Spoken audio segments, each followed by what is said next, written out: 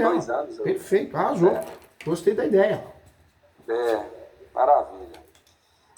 Doutor Júlio, aqui é o seguinte, minha outra cliente, ela comprou um imóvel, uma casa residencial, celebrou um contrato de promessa, imóvel 340 mil. No contrato, ela deu 10 mil de sinal, né, e tinha que dar o restante em 90 dias. Ah lá.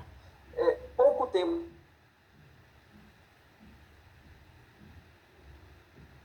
do imóvel, ela adquiriu.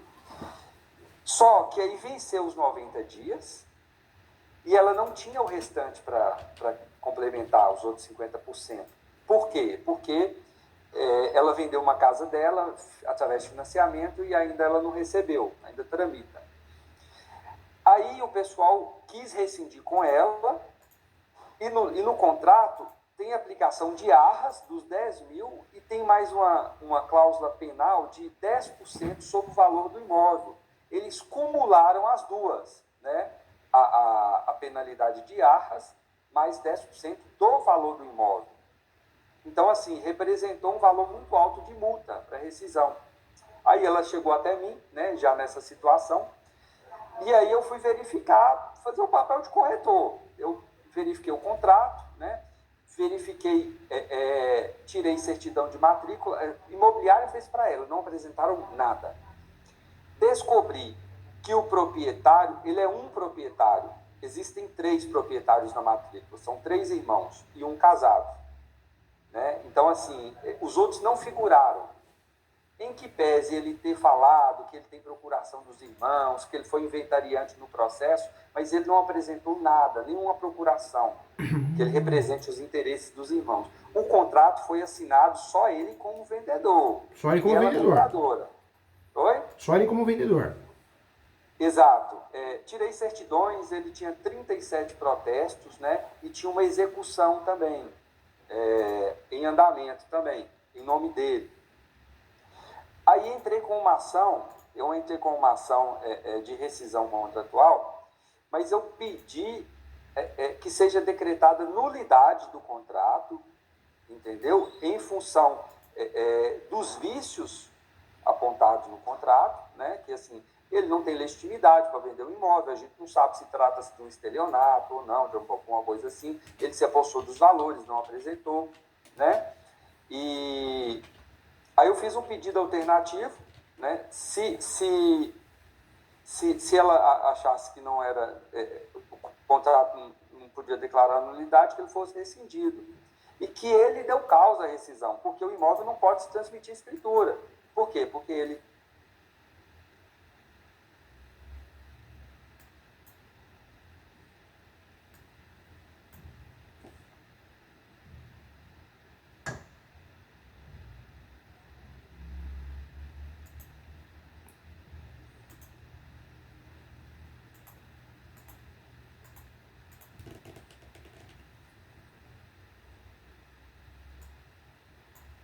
Oi, alô? Voltou. Acho que foi a Voltou? internet, hein? Acho que alguém te ligou, pode ser. Tá, não, agora tá ótimo. Então, o juiz deu na inicial que eu fiz pedidos contraditórios. Eu pedi a nulidade e aplicação de penalidade.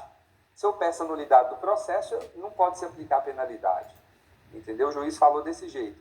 E falou que eu pedi a rescisão, mas que eu já confessei que ela não cumpriu a parte dela.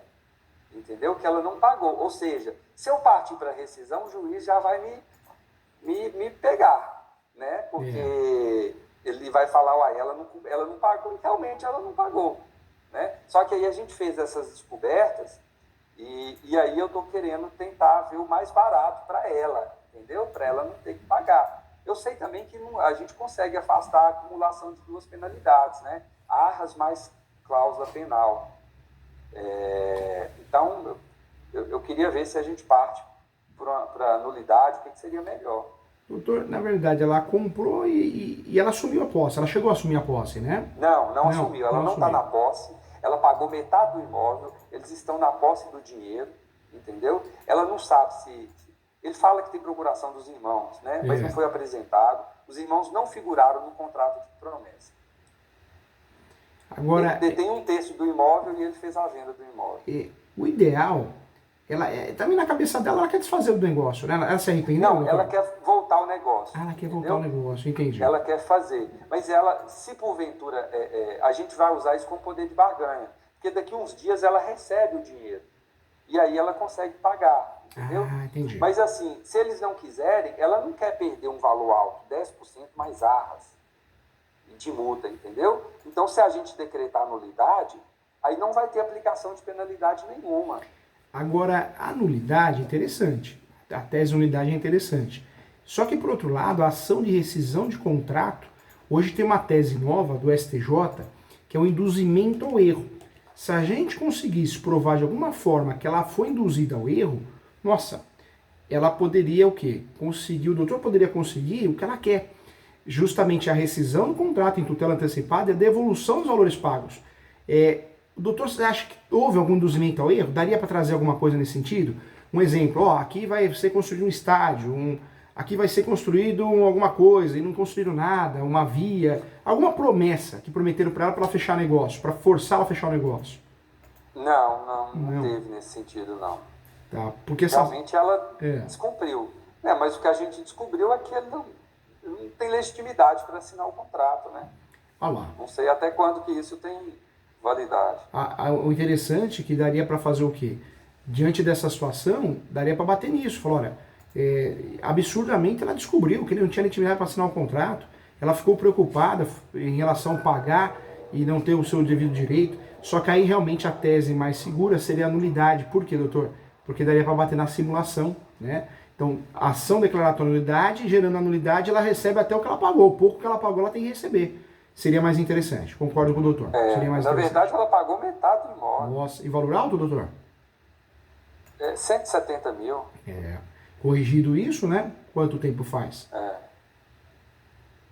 Tem 4, 5 meses. Então é melhor a nulidade. Então a tese, parabéns, doutor, é isso mesmo. A melhor tese é a ação declaratória de nulidade.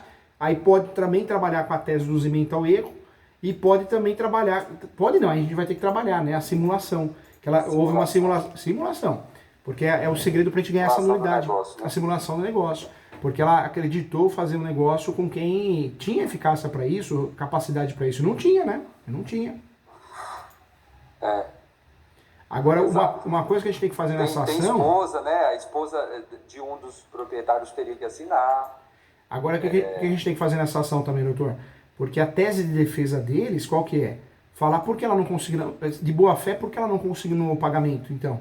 Então, para a gente sair disso, tem que falar o quê? Que ela já tinha caído num golpe, ela não conseguiu o pagamento porque o prejuízo já foi irreparável. Sabendo disso, ela teve que contratar advogado, sabendo disso, gerou prejuízo, não só financeiro, mas na família, né? Ela ficou numa situação que ela não conseguia parar para pensar, leva para questões psicológicas também, viu, doutor? Certo. Mas boa, a ação também faria dessa ação. Porque a ação de rescisão de contrato ela é interessante com a tese do induzimento ao erro. Mas nesse caso não, leva para o lado da nulidade. Ela vai falar que ela não cumpriu o pagamento. Né? Vai bater nisso. Poderia, se ela tivesse o restante no bolso, eu poderia depositar, né, o valor, falar, olha, cumpriu com tudo aqui, tá aqui o dinheiro. Verdade. Né? Mas vamos rescindir porque eles não cumpriram. Eles não cumpriram. E detalhe, o doutor consegue trabalhar também com uma tese duplicada, né? Induzimento ao erro e a tese da simulação. Perfeito. E pode pedir perdas e danos nessa ação também, viu, doutor? Pode pedir. Pode, né? Só que aí pede um valor simbólico, pede um valor, 10 mil reais ou a ser arbitrado por Vossa Excelência. Só para o doutor não onerar muito a ação, entendeu? Porque ela não conseguiu gratuidade de justiça. Só para o doutor. Pelo menos o doutor não onera muito a ação e não gera risco de sucumbência, né? Para ela. Exato. Perfeito. Doutor, e acordo? Você acha que eles fariam acordo de devolver o dinheiro? Não faz nada, né? Teve um acordo, o que acontece? Ele já procurou advogado, o advogado me ligou e queria fazer um acordo. Ele perguntou se ela queria manter o negócio e pediu qual o prazo que ela precisava, né? Para não ter problema de não sair financiamento da casa que ela está vindo aí, porque a gente sabe que um processo de financiamento pode demorar um tempo, né? Eu pedi 90 dias. Porque para que ela assinar um documento para não cumprir? Eles deram 15. Falou, não, se ela pagar com 15 dias, a gente mantém o negócio, tudo, da mesma maneira. Aí o juiz me deu 15 para emendar 15 dias úteis, só os 15 do juiz aí já vai ultrapassar. Então eu vou utilizar o prazo, eu estou gastando os prazos até o final, para ver se dá tempo dela pegar o dinheiro, entendeu? E aí, enquanto eles fazem uma contestação, nesse interregno aí, se ela tiver com o dinheiro na mão, aí eu falo, olha, vamos partir para um acordo, né? E eu estou pedindo o bloqueio também do imóvel, até que se repare os valores, porque ela não tem nada, ela não tem o imóvel, ela pagou metade do dinheiro, não sabe o que ele fez com o dinheiro, entendeu? Entendi. Então, como liminar, eu estou pedindo o bloqueio de venda do imóvel. Sabe o que o doutor pode fazer? Nessa ação declaratória de nulidade, que vai ter as duas teses dentro dessa ação. Se o doutor precisar, manda para mim pro WhatsApp, eu dou uma olhadinha nela, para sugerir alguma coisa, tá? Se o doutor quiser, com muito respeito, viu? Claro. As duas teses é induzimento ao erro e simulação. Mas em preliminar antes dos fatos, o que dá para o doutor fazer? Dá para pré-questionar, para proteger já a ação para recursos superiores, para demonstrar que tem confiança na ação, porque a ideia do doutor é forçar um acordo. A hora que o advogado olhar, o advogado fala, opa, o doutor já até pré-questionou, eles vão recorrer até Brasília. Então isso gera um impacto. E aí outro impacto importante, doutor, para cair onde o doutor quer, pede a averbação premonitória, que seja feita na matrícula do imóvel objeto da ação. Averbação premonitória. Premonitória. Né? O doutor vai pedir que o juiz da ação oficie o cartório de imóveis para gerar publicidade dessa ação em andamento. E o judiciário vai aceitar, dificilmente não aceita. Porque o judiciário vai gerar publicidade para proteger contra a segurança de terceiro de boa-fé. Ou seja, não tem nada de errado, nada de absurdo. E a hora que o doutor conseguir essa averbação na matrícula do imóvel, eles vão parar para ouvir o doutor, viu? Porque aí já gera medo, né? Ótimo, ótimo. Bom demais. Então tá perfeito, viu, doutor Júlio? Tá perfeito mesmo. Nosso último caso aqui, esse é mais simples, acredito eu. Meu cliente, ele é proprietário de um lote, né? O lote não tem registro, é todo de cessão de direitos, né? Como várias áreas irregulares aqui em Brasília. E ele tem a cadeia de cessão de direitos, adquiriu, né? Exerce a posse do imóvel. Aí ele vendeu através de uma outra cessão de direitos, repassou seus direitos para um terceiro. Esse terceiro tinha que dar um sinal para ele, 5 mil ali para confirmar o negócio e pagar o restante. Ele não pagou nada. Pagou nada. Nada. Só que esse terceiro, ele pegou essa cessão de direitos, que já estava em nome dele assinada, e vendeu para um outro, uma outra pessoa. E aí a outra pessoa já pagou o dinheiro, transferiu um veículo para ele, entendeu? E aí essa outra pessoa foi lá no imóvel e tomou posse. Meu Deus. Meu cliente, que inclusive são policiais, tá? Tentou coagir meu cliente, indo lá de viatura e tudo. Meu cliente, que ele não é policial não, mas ele é barra pesada mesmo, né? E ele foi lá, tirou na força, trocou o cadeado, botou um pitbull lá dentro, né? Retomou sua posse. Na força, assim, não tinha nada, ninguém. Botaram uns tijolos, algumas coisas, ele botou para fora. Acabou retomando a posse no grito, né? Exato, grito, né? E aí, essa pessoa que tomou esse prejuízo fez uma ocorrência policial e entrou com uma ação de manutenção de posse, para que ele seja mantido na posse, que ele é o proprietário. E ele chegou a tratar com o meu cliente, né?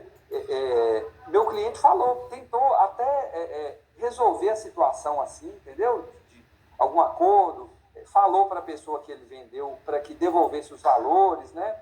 E ele disse que a pessoa que ficou de realmente devolver o dinheiro para ele, para quem vendeu, né? Vamos dizer assim, o segundo, né? Meu cliente é o primeiro, ele vendeu para o segundo, e o terceiro, que tomou prejuízo, entrou com essa ação de manutenção de posse e colocou o meu cliente na ação. Nossa. Entendeu? E aí meu cliente tem que contestar. Minha sugestão que eu estava pensando, né, na defesa, alegar que na verdade o cliente, o terceiro aí que tomou um prejuízo, ele tem que demandar contra o segundo que vendeu. Isso é um estelionato, né? Vendeu algo que não tinha legitimidade para isso, parte algo para esse sentido. Não tem que se discutir posse. A tese, na verdade, é a legitimidade do polo, né? Por quê? Porque ó, eu também sofri um dano. Como que eu vou ser processado se eu também acabei de sofrer um dano também, né? A tese é essa. Tanto Mas para o meu cá como cliente para lá, ele não né? sofreu, via de regra assim, não sofreu nada, porque ele não, o cara não pagou nada e aí ele não entregou nada. Entendi. O terceiro que foi lá e tomou posse Ou seja, do se lote. bobear um grileiro profissional, estelionatário mesmo, né? Exatamente, exatamente. Agora, o terceiro que comprou, ele alega que comprou a posse, né? E quem vendeu também. Exato. E foi cessão de direitos possessórios, doutor? Foi cessão de direitos. Foi cessão de direitos. Particular. Particular. Tudo particular. Essa ação, na verdade, o doutor acho que já fez a contestação. Chegou a fazer ou ainda não, doutor? Não fiz nada ainda não. Bate muito na súmula 487, dizendo que a propriedade prevalece em todos os sentidos aqui no Brasil, né, conforme a jurisprudência e doutrina. Bate muito no artigo 108, que qualquer transação imobiliária que não respeite o artigo 108, ela pode ser declarada nula de pelo direito, porque não respeita a formalidade. Mas o meu cliente ele também só tem cessão de direitos. Também só tem cessão de direitos? Só tem cessão. Ah, então ele não tem registro. Doutor, então, nesse caso, a defesa do doutor vai ter que bater na nulidade desse contrato, que foi um contrato fraudulento. A contestação, a nulidade a gente podemos pedir numa ação autônoma ou dentro da ação, dentro de um recurso. Então, a tese do doutor nessa contestação é a nulidade do documento, porque ele caiu num golpe, uma fraude que o seu cliente não tem nada a ver com isso, né? Ele também foi prejudicado, a imagem dele, né? A imagem, o sossego, mas vai ter que bater nisso, viu, doutor? Ele, inclusive, ele quer receber danos, né, e honorários advocatícios, litigância de má-fé, porque esse terceiro, como ele conversou com o meu cliente, né, meu cliente falou, olha, você não entra contra mim, não, eu sou o dono lá, não recebi nada. Então, mesmo ele tendo a ciência que a pessoa que vendeu para ele não era dono, ele entrou contra o dono. Na verdade, acho que ele então, viu. Assim, Na verdade, acho que agiu errado. Errado e má fé também, né, doutor? Provavelmente o que o advogado fez do outro lado, nossos colegas também, viu, terríveis, né? O outro colega Exato. falou, opa, vamos entrar com uma ação contra o estelionatário. Vamos botar ele no polo aí, porque... Vamos fazer ação contra o estelionatário, não vai dar em nada. Então vamos chutar aqui, vamos dar um tiro no escuro, né? Vamos ver quem realmente tem alguma coisa, né? Doutor, pede em preliminar, pede inépcia da inicial, porque não tem causa de pedir a ação, processou a pessoa errada. Usa esse termo mesmo, inépcia da inicial, porque não tem causa de pedir, processou a pessoa errada, faltou aí, né, o elo de ligação, o nexo de causalidade, usa esse termo. E fora isso, pede também em preliminar, a segunda preliminar, pede a exclusão do polo. A exclusão do polo, ele acumulou a ação contra os dois ou não? Fez só contra o seu cliente? Não, contra os dois. Contra os dois? Todo mundo no bolo. Pede a exclusão do polo. Fala que não tem nada a ver, que ele teria que processar o estelionatário, inclusive criminal, né? E aí, doutor, acho que o grande segredo dessa ação o doutor pega, faz um boletim de ocorrência e faz uma denúncia criminal. A polícia não fez. Eu cheguei lá na delegacia para fazer, eles falaram, olha, já foi feito aqui, o escrivão provavelmente vai te chamar, aí você pode fazer a narrativa dos fatos, mas aqui não tem o que fazer, é uma questão civil, né? Porque... mas eu falo isso por quê? Porque o juiz, uma juíza, às vezes ele faz confusão dessas matérias, né? A delegacia não, porque ela quer se livrar, ela falou, questão civil, se vira aí, não tem nada a ver, não dá nem para fazer boletim de ocorrência. Mas o que o doutor pode fazer? Faz uma denúncia criminal, e claro que o cliente vai ter que pagar os honorários pro doutor, né? Mas essa denúncia criminal, o doutor protocola, nem que for no MP. Protocolo no MP, o MP hoje tem sistema digital, às vezes você nem precisa ir até lá. E aí, na contestação, o doutor junta isso, falando que o cliente está totalmente de boa fé, que diante da situação se sentiu prejudicado, humilhado, passou nervoso, inclusive também fez uma denúncia criminal contra o estelionatário. Isso para demonstrar que o estelionatário é o outro, entendeu, doutor? Entendi, fazer denúncia contra o estelionatário, né? Denúncia contra o estelionatário. E faz uma denúncia a crime e protocola no MP, porque delegacia não dá em nada, né? Delegacia é fogo, pega um delegado, não quer trabalhar delegado, meu Deus do céu. Certo. Beleza, beleza. Vai dar certo essas teses assim, doutor. Tá. Não, então é isso. Qualquer coisa que precisar, eu tô aqui. Se precisar corrigir peça, juntos somos mais fortes, tá? Com muito carinho. Tá, tem dado muito certo aí as mentorias aí. Tô muito satisfeito e seguro também, né? Porque muda a visão, muda tudo, a gente aprende um pouco mais. e consegue êxito aí para os nossos clientes. Né? E a mentoria particular é gostosa porque é o seu caso. Então, aquela aula que a gente daria para todo mundo é o seu caso. Então, o doutor vai pegando o jeito no caso seu. É maravilhoso, né? Acho que ela atinge o objetivo profissional e prático, mas didático também, né? Exato. Conta comigo, doutor, estou à disposição. Doutor, uma última pergunta. O senhor tem algum curso de hold familiar? Né? Tá muito Tem. na moda aí, eu estou querendo Tem sim, na verdade. conhecer e trabalhar. Se o doutor entrar no site www.portaleso, esse curso tá lá gravado, viu? Tá, né? E se o doutor quiser também faz a pós comigo, que a gente aborda esse assunto. A pós online, gostosa, o doutor vai participando. Acho que o valor continua o mesmo, é R$ 958,80.